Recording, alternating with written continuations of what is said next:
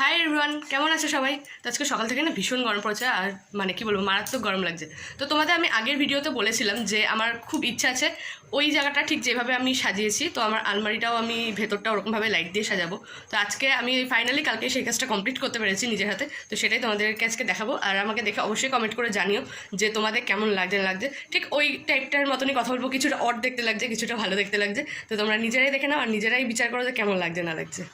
দেখো, আলমারিটা নর্মালি কিন্তু এরকম দেখতে লাগছে, আর লাইটটা দেওয়ার পর কেমন দেখতে লাগছে সেটা দেখাই, দাঁড়াও।